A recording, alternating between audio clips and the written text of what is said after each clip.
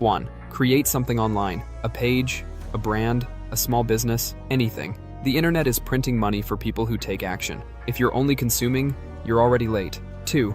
Try a combat sport. Boxing, MMA, anything intense. It builds control, discipline, and teaches you how to stay calm when things get uncomfortable. 3. Play strategy games. Chess, puzzles, anything that forces you to think.